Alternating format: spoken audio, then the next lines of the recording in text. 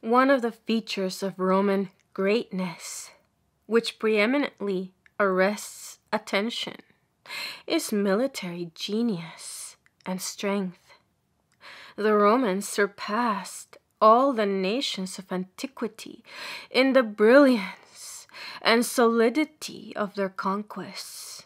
They conquered the world and held it in subjection. For many centuries, they stamped their iron heel on the necks of prostrate and suppliant kings from the Atlantic Ocean to the Caspian Sea. Nothing could impede, except for a time, their irresistible progress. From conquering to conquer. They were warriors from the earliest period of their history, and all their energies were concentrated upon conquest. Their aggressive policy never changed so long as there was a field for its development. They commenced as a band of robbers.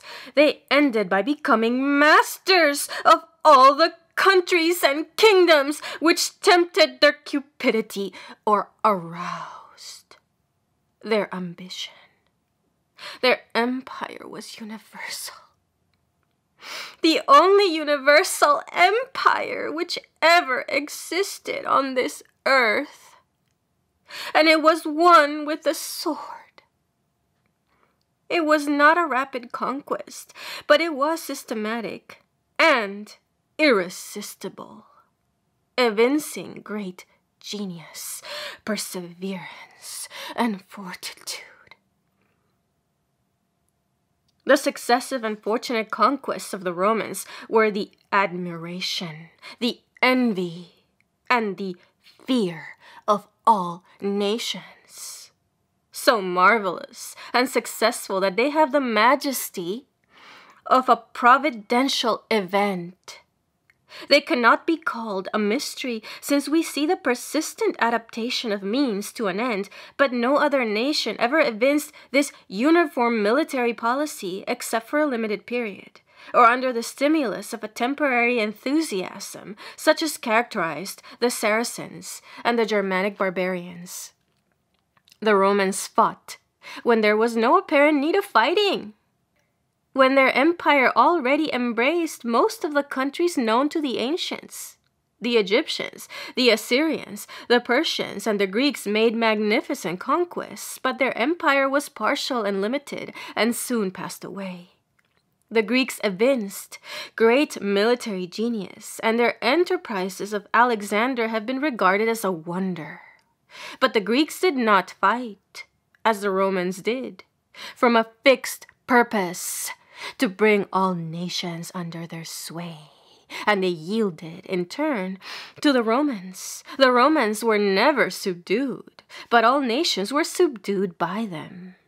Even superior races.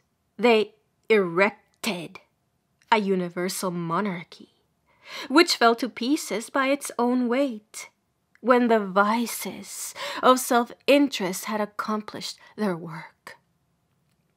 They became the prey of barbarians, in a very different sense from that which reduced the ancient empires. They did not yield to any powerful warlike neighbor as the Persians yielded to the Greeks, but to successive waves of unknown warriors who came in quest of settlement, and then only when all Roman vigor had fled, and the whole policy of the empire was changed, when it was the aim of emperors to conserve old conquests, not make new ones. With the Romans for 1,000 years, war was a passion, and while it lasted, it consumed all other passions. It animated statesmen, rulers, generals, and citizens alike, ever burning, never at rest, a passion unscrupulous, resistless, all-pervading, all-absorbing, all-conquering. Success in war gave consideration, dignity, honor beyond all other successes. It always called out popular admiration, and its glory has ever been highly prized, and it always will be so. But it has not monopolized all offices and dignities as among the Romans. The Greeks thought of art, of literature, and of philosophy, as well as of war, and gave their crowns of glory for civic and artistic excellence, as well as for military success. The Greeks fought to preserve or extend their civilization. The Romans, in order to rule. They had very little respect for anything beyond military genius. The successful warrior alone was the founder of a great family. The Roman aristocracy, so proud, so rich, so powerful, was based on the glory of the battlefields. Every citizen was trained to arms, and senators and statesmen commanded armies. The whole fabric of the state was built up on war, and for many centuries it was the leading occupation of the people. How insignificant was a poet or a painter or a philosopher by the side of a warrior! Rome was a city of generals, and they preoccupied the public mind.